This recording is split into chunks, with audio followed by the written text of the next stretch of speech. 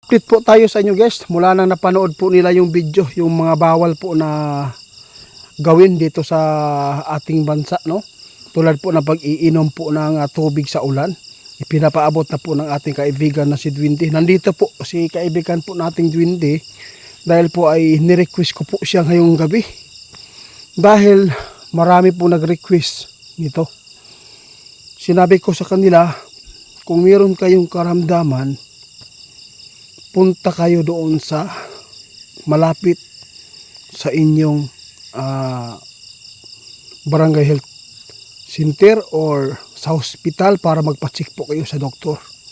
Ngunit sinabi po nila, kaibigan, sinabi po nila na pumunta na po kami doon. Hanggang ngayon marami po kaming iniinom na gamot, wala pa ring pagbabago. At saka, nauubusan na po daw sila ng pira, kaibigan. Kaya dito po sila magpapatulong kung sakali man natugunan po ninyo kung ano po ang dapat nilang gawin para po yung mga sakit po nila na tulad po ng high blood para daw bumaba. Kaibigan, okay lang po ba na tuturuan ko na lang kayo guys, no? Hindi po kami doktor ha, pero alam po namin kung ano po ang mabuting gawin dyan. At saka lalo na po sa mga bawal na kainin para hindi po masyadong tumaas ang inyong dugo.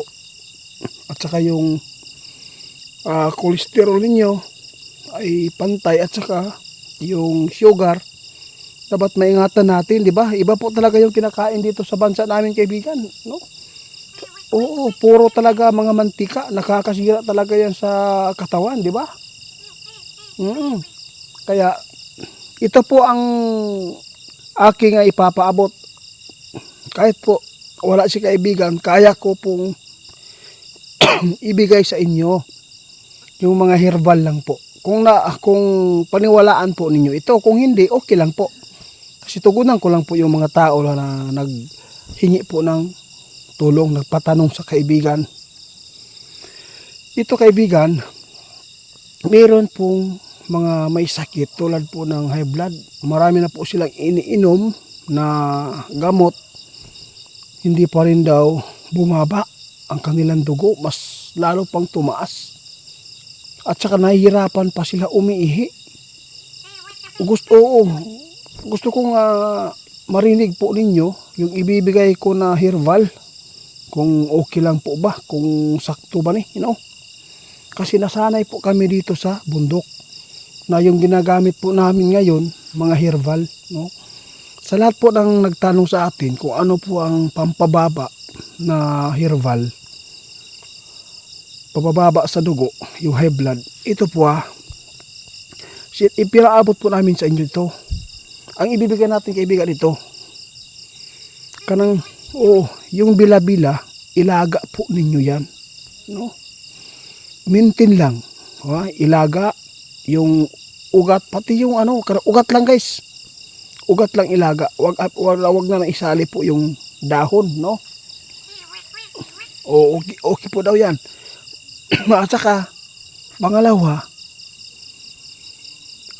kung meron kayong bermuda dyan, alam po ba yung bermuda, yung damo na bermuda na itinatanim po yan sa playground natin para po pantay ang damo na tumubo, no?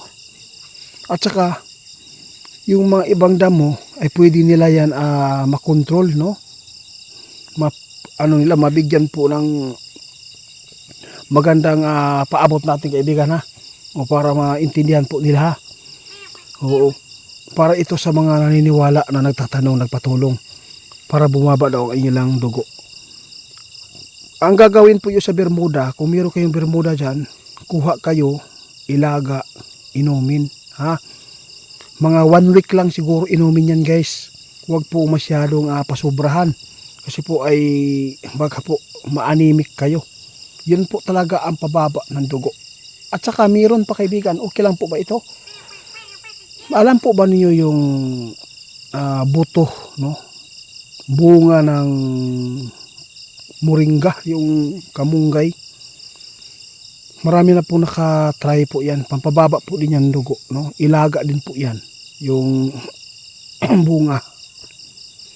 Dito tayo. Tapos na tayo dyan. Marami pang mga pampababa ng dugo guys. No? Tulad po ng sibukaw. Maganda din po yan. Pero mas pinakabisa po talaga yung yung sinasabi ko kanina. Yung bila-bila at saka yung bermuda at saka yung buto ng kalamunggay. Yung sibukaw, maraming makukuha ng mga sakit din yan. Oo. Okay lang po pag umiinom kayo kapag meron kayo. No?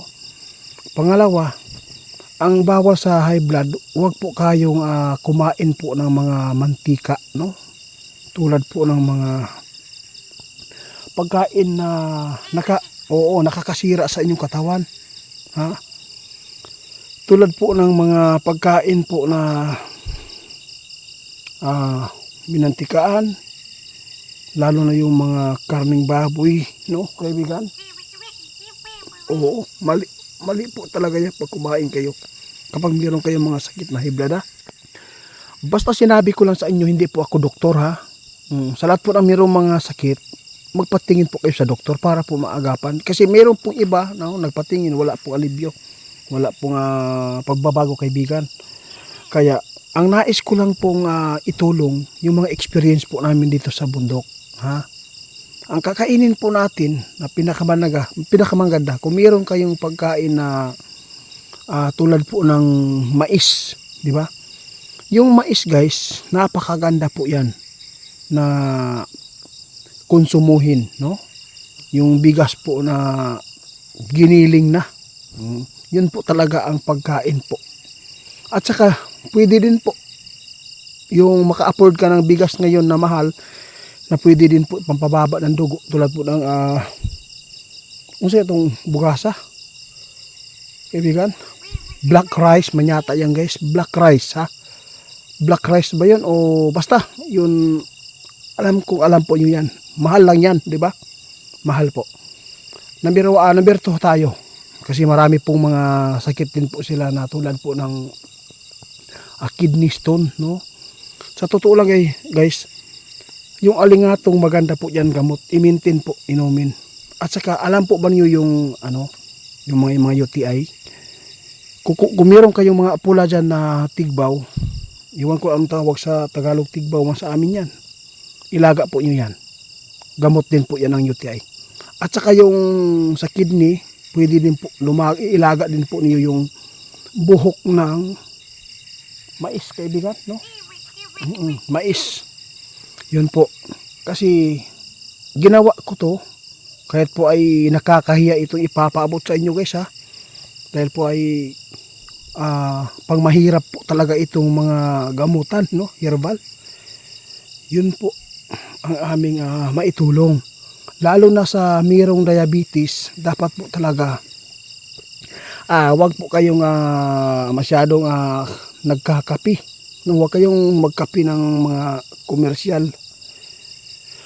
At saka meron pa yung diabetes guys. Marami pong gamot dyan na pwede po yung gawin, yung herbal, no, na ibinibigay po namin sa inyo. Yung mapait na lasa, tulad po ng sinag-araw, no? Panglaban po yan ng diabetic. Kung meron kayo dyan, kung meron kayong makita dyan sa gubat na kulay gold na baging, at saka gamot din po yan ng mga cancer, no? Marami na pong natulungan si Bro Larry dito na nag-order. Pero ang ginamit nila, kung malapit lang kayo dito sa amin, bibigay po namin yung tubig ng baging, kaibigan. O napakabisa po daw talaga yan guys. Yung mga baging po nasa gubat, gamot po talaga ng cancer yan. Marami na pong natulungan si Bro Larry na mayroong mga sakit dito. Kahit pa ay ipagsigawan po namin dito sa aming mga kapitbahay dito, alam po nila kung ano ang ginagawa ng aming kapitbahay din po dito. Yun po talaga ang mga gamot din yan. Sa lahat pa nang nagtatanong sa amin kung kaya namin sagutin at kung kaya po namin na maibigay yung experience. Sino yun? Ay, si Bro Larry.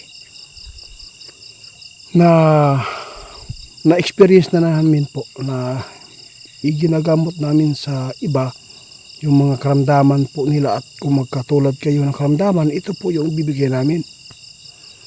Sana po ay meron kayong nakuhang aral po dito guys, kasi pang mahirap po talaga ito, no? Walang side effect. Kaya si kaibigan natin, halin nyo, kaya nandito po siya. Ako na lang nagpapaabot dahil po ay tinitingnan po niya baka po meron akong mga mali na ipinaabot sa inyo, ng mga mali po ng mga herbal dyan. Sa lahat po ng may high blood dati, ilista po niyo yung sinasabi ko. Hindi po yan nakakalason. Lalo na po sa mga diabetic ha. Huwag masyadong magkain po ng mga matatamis. Ingatan po yung sarili nyo. Basta mayroon pang mga gamot yan tulad po ng panyawan. Maganda po yan na inumin. No, basta hindi lang po masyadong pasubrahan dahil po mahirap din po pag lalong bababa yung mga ano natin ha. Kaya salamat po sa inyo guys. Basta sa lahat po na magbas nito, wala pong problema sa akin. Basta sinishare ko lang po ang aming ginagawa at saka yung mga ginagawa ng aming kaluluhan po dito. Marami pang gamot dito guys na pwede namin i-share sa inyo. Tulad po ng mga baging. Yung baging guys, napaka mabisa talaga. Totoo po talaga ganyan guys. Legit na legit po. Di ba kaibigan? Salamat po kaibigan. Kinakausap ko lang si kaibigan guys para mapakinggan po ninyo na nandito po siya ngayon.